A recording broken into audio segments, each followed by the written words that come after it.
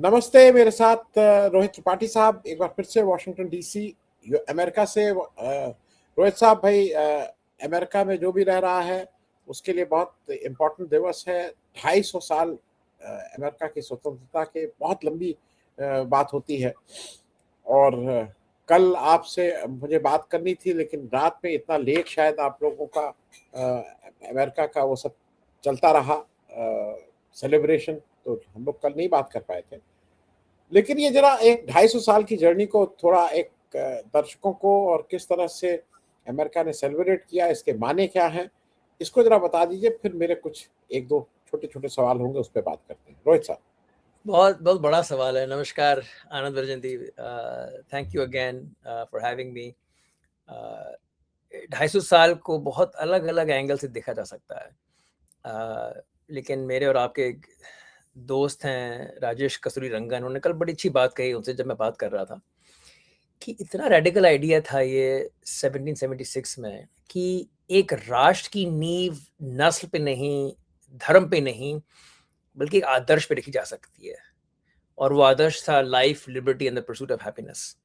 और इसका आधार था कि all man are created equal, जो कि अचंभे की बात है क्योंकि अधिकतर लोगों ने जिन्होंने इस डिक्लेरेशन पे हस्ताक्षर अपने रखे वो स्लेव ओनर्स थे। और उसके बावजूद भी इस तरह का एक डॉक्यूमेंट लिखा गया, यूनानिमसली पारित हुआ और नींव बन गया अमेरिकन लोकतंत्र की। और अमेरिकी लोकतंत्र जो है वो 250 साल से टेढ़ी मेढ़ी रास्तों से घने जंगलों से गहरे पानी से उभरते हुए निकला है। और आज भी भले ही कुछ कोनों से नस्लवाद की बातें आ रही हों, नेटिविज्म की बातें आ रही हों, मूल रूप से जो जन समुदाय है वो इस आदर्श पे ही अभी भी समर्पित है कि all men are created equal. And ये जो इक्वालिटी की राइट है वो ईश्वर से आई है, एंडाउड बाय देयर क्रिएटर। बहुत गहरी बात है ये। और काफ़ी लोग कहते हैं कि जो ये डिक्लेरेशन ऑफ इंडिपेंडेंस था 4 जुलाई 1776 में ब्रिटिश के खिलाफ, उसके बाद संविधान आया। लेकिन ये डिक्लेरेशन जो है वो इंस्पिरेशन था भारत के खुद के संविधान के प्रियम्बल के, क्योंकि दोनों डिक्लेरेशन ऑफ इंडिपेंडेंस और प्रियम्बल इंडिया का वी द पीपल से शुरू होता है। तो भारत और अमेरिका दोनों लोकतंत्र के सबसे अग्रिम पंक्ति के ध्वजधारी हैं। और 250 साल जब कल हुए तो एक भारीपन कंधों पे महसूस हुआ इतिहास का कि बड़ा मुश्किल होता है किसी भी राजा महाराजा को, किसी भी डायनेस्टी को 250 साल जीना। यहाँ लोगों की लोकतंत्र ने 250 साल कर लिए। और मोर और लेस नॉन वायलेंट, क्या कहते हैं, अपने ट्रांसफर ऑफ पावर से, which is the biggest indication of a healthy democracy, कि क्या आप ट्रांसफर ऑफ पावर कर सकते हैं बिना हिंसा के। और 250 साल तक वो करना बहुत बड़ी बात है। मैं एक चीज रोहित जी जरा और इसको जरा समझ लूं। ये केवल अमेरिका का नहीं, पूरी दुनिया का, क्योंकि सबसे पुराना लोकतंत्र है और पूरी दुनिया में बड़ा ओकेजन था। लेकिन कभी कभी मुझे ऐसा लगता है कि शायद जो ट्रम्प साहब हैं उसको इफ कहें जैसे मजाक किरकिरा नहीं कर देते हैं, क्योंकि ये पूरी दुनिया के सेलिब्रेट करने की बात थी। और भाई मैं झूठ क्यों बोलूं, हम भारत में बैठे हैं। आज आज का पेपर है, ऐसी कोई खास बात नहीं निकली है कि अमेरिका का ये, क्योंकि बड़ी बात है। और मुझे कभी कभी लगता है क्या ये इवेंट मैनेजमेंट में हमने अमेरिका को पछाड़ दिया, क्योंकि इवेंट की बात थी अमेरिका में। जैसे हमारे यहाँ एक राम मंदिर बना था जिसमें अब चोरी खूब ठीक से हो रही है, वो चोरों का एक वो था। तो वो जो इवेंट हुआ था तो पूरा देश उसमें, मतलब एक एक आदमी बात कर रहा था।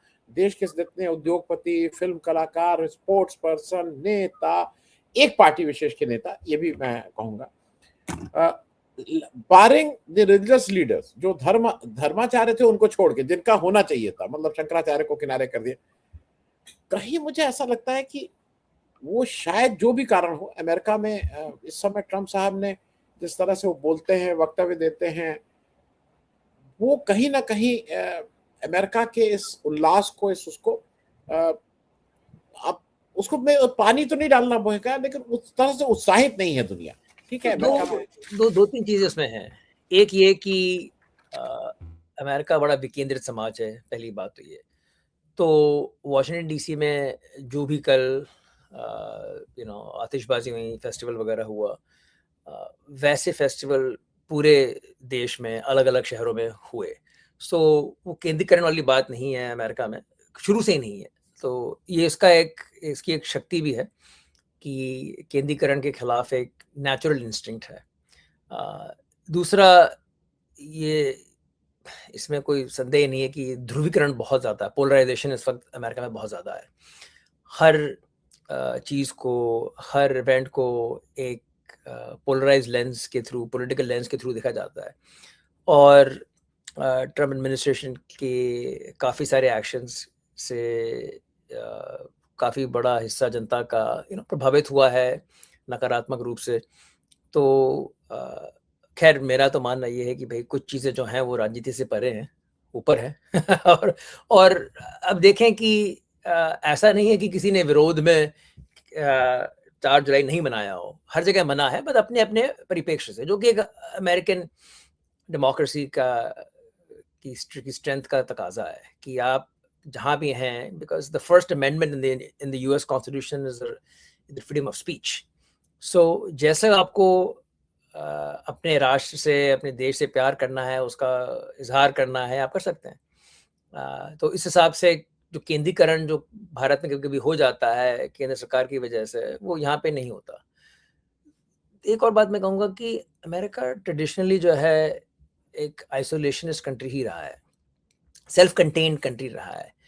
और आप यहाँ आएँगे और आप यहाँ पे आम लोगों से मिलेंगे, तो यहाँ पे इतनी शोबाज़ी नहीं होती लोगों में, बड़े अंडरस्टेटेड लोग हैं।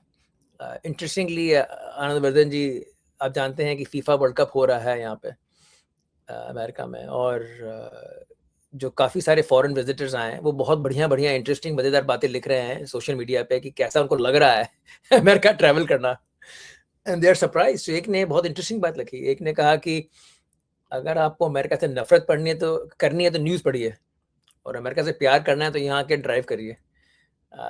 तो ये एक विडंबना है।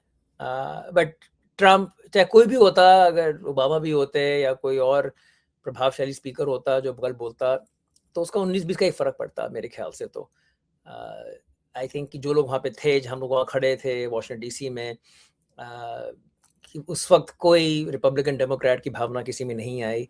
जब आतिशबाजी चल रही थी तो सबके जहन में पेट्रियटिज्म, देश प्रेम, ना कि राष्ट्रवाद हावी था। जी, लेकिन रोहित जी एक चीज मुझे बताइए, क्योंकि ये चीजें मैं इसलिए कर रहा हूँ जो एज एन आउटसाइडर, जब अमेरिका में ये हो रहा था तो उसी समय एक एक विश्व में एक बड़ी भारी घटना और हो रही थी।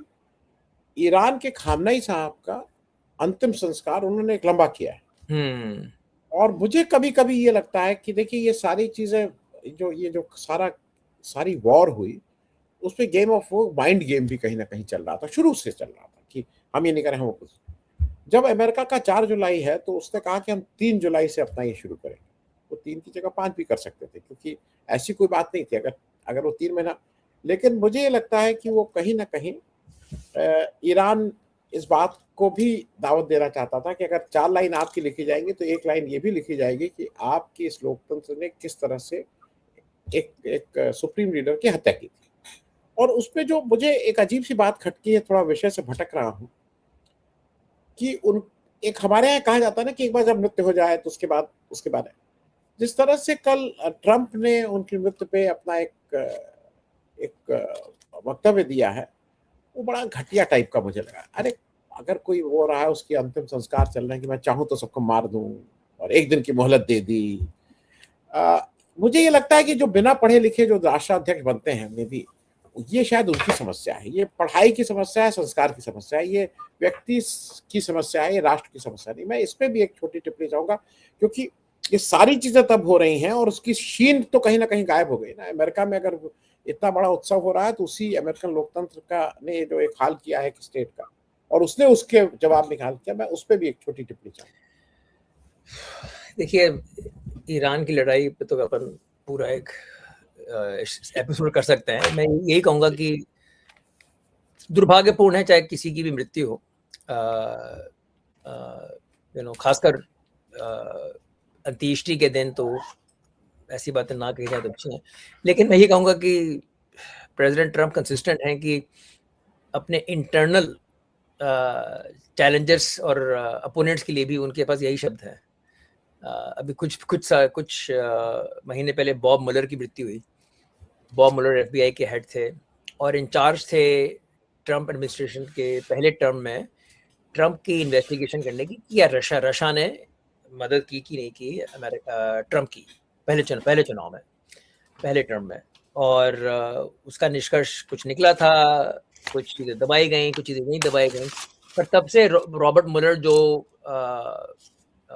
US वॉर वेटरन थे, बहुत ही रिस्पेक्टेड आदमी थे, जब उनकी मृत्यु हुई तो प्रेसिडेंट ट्रंप ने कहा कि अच्छा हुआ चले गए। तो जो बाहर के लोग हैं वो ये ना माने कि ये इस तरह की भाषा जो है सिर्फ बाहर के लोगों के लिए सीमित है और अपने अंदरूनी लोगों के लिए सीमित नहीं है, के लिए नहीं है। तो जिसे यहाँ पे कहते हैं इक्वल अपॉर्चुनिटी है वो ऐसी दुर्भाग्यपूर्ण बातें करने के लिए। सो अगर आप ईरानी हैं और आपको बुरा लग रहा है तो भाई उतने ही उससे 10 गुना उदाहरण अपने अंदरूनी भी है जो हम लोग दे सकते हैं। तो भाई इतना बुरा मत मानो। और ये आनंद जी, ये ध्रुवीकरण है। और जैसे आप जानते हैं कि सबसे बड़ी जो समस्या इस वक्त हर लोकतंत्र में है वो ध्रुवीकरण की है, पोलराइजेशन की है। क्योंकि पोलराइजेशन और एक खंडित राजनीति ने पोलराइजेशन को फायदेमंद बना दिया है। और जब तक फायदा है तब तक लोग ऐसे ही एक्ट करेंगे कि भाई अपने पोलराइजेशन की इमेज को, ब्रांड को बनाए रखो ताकि वो सत्ता पर मजबूती बनी रहे। सो दुर्भाग्यपूर्ण है, अब क्या कर सकते हैं। लोकतंत्र का यही नतीजा था 2024 में, और अभी 2000 हम लोग बात कर चुके हैं, 2026 में भी चुनाव आ रहे हैं, तो देखते हैं कि किस तरह राजनीतिक समीकरण बदलते हैं। जी, और मैं अंतिम प्रश्न करके खत्म करूंगा। चुनाव इस बार 2-3 जगह बहुत इंपॉर्टेंट है। इजराइल में चुनाव है, अमेरिका में चुनाव है, पूरे देश की नज़र है अमेरिका के चुनाव पे, पूरे विश्व की नज़र है अमेरिका के चुनाव पे, क्योंकि लोगों को ये भी लग रहा है कि क्या मैंडेट आने वाला है। अभी तक तो ट्रंप जी जिस तरह की वक्तव्य देते रहे हैं उससे कोई बहुत भरोसा तो नहीं होता है, क्योंकि बार बार लगता था कि नहीं नहीं अभी तो चुनाव दूर है, वो राष्ट्रवाद की बात करेंगे। एक चीज़ मुझे मुझे कहीं एक अच्छा ये लगा कि कम से कम जो भी कह लीजिए, जो आपने कहा ना कि डेमोक्रेट और रिपब्लिकन कल अलग अलग पार्टी नहीं थे, वो एक राष्ट्र के रूप में बात कर रहे थे। ये शायद ये सीखने की बात हम लोगों को। हम लोग हर बात में राष्ट्रवाद ले आते हैं। जीएसटी है तो राष्ट्रवाद है, नोटबंदी है तो राष्ट्रवाद है, कोरोना है तो राष्ट्रवाद है। अभी जब यहाँ पे मंदिर में चोरी हुई है तो वो भी राष्ट्रवाद। वो कह रहे हैं कि आपको कहने की क्या है जरूरत, हम कर रहे हैं। और और और मतलब जिसको कहते हैं ना, नंगाई की हद ये है कि होसबले साहब ये कह रहे हैं कि देश की जो देश विरोधी ताकतें हैं वो अब वो हो गई है। चोरी तुम करो, पैसा तुम करो, तुम करो देश विरोधी। सो मैं I want to make a distinction here Anand मृदन जी कि यहाँ पे जो राजनीतिक क्लास है वो अभी भी काफी पोलराइज्ड है। जो लोग हैं वो इतने नहीं है अपने रोजमर्रा के इंटरेक्शंस में। सो वो बात है, तो वहीं से ताकत आती है अमेरिकन लोकतंत्र की। आपने शायद नोट किया होगा, हम लोग का प्रोग्राम हुआ था 2-3 महीने पहले, जिसमें मिड टर्म चुनाव के बारे में बात हो रही थी। हाँ, और मैंने कहा था कि आनंद वर्धन जी, जरा आप जो डेमोक्रेटिक प्राइमरी हो रहे हैं उन पे जरा ध्यान दें, क्योंकि डेमोक्रेटिक प्राइमरी से पता चलेगा कि किस तरह की डेमोक्रेटिक कैंडिडेट्स निकल कर आएंगे नवंबर के चुनाव के लिए। और उस टाइम पे हम लोग बात कर रहे थे कि जोरान ममदानी जीते थे न्यूयॉर्क में, और वो डेमोक्रेटिक पार्टी के सोशलिस्ट विंग से आते हैं, और उन्होंने, उस पार्टी ने, उस विंग ने काफ़ी सारे कैंडिडेट खड़े किए सिटिंग डेमोक्रेटिक लीडर्स के खिलाफ, और वो जीते हैं। तो डेमोक्रेटिक पार्टी जो है उसका जो बेस है वो एक सोशलिस्ट दिशा में जा रहा है। तो ये काफ़ी बड़ा राजनीतिक परिवर्तन है। तो जो चुनाव अभी होने वाला है नवंबर में, November America can take a very sharp left turn. So जो कि काफ़ी लोग उम्मीद भी कर रहे थे, क्योंकि ट्रंप के लिए इतना राइट टर्न ले लिया तो उसका रिएक्शन जो है वो इतना लेफ्ट लेफ्ट है। हो आ, बैलेंस करने के लिए। हाँ, बैलेंस करने के लिए। और ज़ोरान ममदानी, जिसे कहते हैं किंग मेकर, बन चुके हैं इस वक्त। जी खबर आई है कि भी कमला हैरिस भी उनसे मिलने गई हैं, कि पूछने के लिए कि भाई फिलिस्तीन के सवाल पे मैं अपना पोजीशन कैसे ठीक करूं। क्योंकि बाइडेन की वाइस प्रेसिडेंट थी वो, जब वहाँ पे नरसंहार हो रहा था। वो सोशलिस्ट जो हैं वो आगे बढ़ रहे हैं डेमोक्रेटिक पार्टी में। तो डेमोक्रेटिक पार्टी का जो कॉम्पोजिशन है खुद ही चेंज हो रहा है। लोग उन्हें बड़ी तादाद में वोट भी कर रहे हैं। जिस तरह लोग छक गए थे सेंट्रिस्ट लिबरल पॉलिसी से बाइडेन की, और they took a gamble on the right, अब गैम्बल आ रहा है ऑन द लेफ्ट। सो काफ़ी इंटरेस्टिंग चुनाव होने वाला है। इजराइल के चुनाव में तो पता नहीं क्या होगा। यहाँ पे लोगों को बस यही डर है कि चुनाव की वजह से कहीं दोबारा लड़ाई ना शुरू कर दी जाए ईरान के साथ। लेकिन आई थिंक अमेरिका में समझ आ गई है लोगों को, पॉलिसी मेकर्स को, कि ईरान के साथ लड़ाई का फ़ायदा नहीं है, कुछ उसका नतीजा नहीं निकल सकता। और अमेरिका के एलाइज जो हैं उस क्षेत्र में, वो भी और डैमेज बर्दाश्त नहीं कर पाएंगे। So I think at a minimum ये लड़ाई जो है ड्रॉ हो गई है, और कोशिशें चल रही हैं कि कोई किसी तरह की डील हो जाए, ताकि all the sides can save face and move on. Thanks so much Rohit साहब, थैंक्स फॉर ज्वाइनिंग। बहुत बहुत वो, और एक बार फिर से आपको बधाई भाई, अरे अमेरिका के थैंक यू वेरी 250 साल मच। आप आज जैसे आपने शुरुआत में कही ना कि बिल्कुल ये बधाई सबके लिए है। लोकतंत्र की नींव जो रखी गई, उसका जो फिर जो पेड़ उगाया है, उसके फल जो हैं वो बहुत दुनिया भर के कोने-कोने में लोगों ने उसका रसास्वादन किया है, और आज भी प्रेरणा लेते हैं उन शब्दों से। Thank you. जी, थैंक यू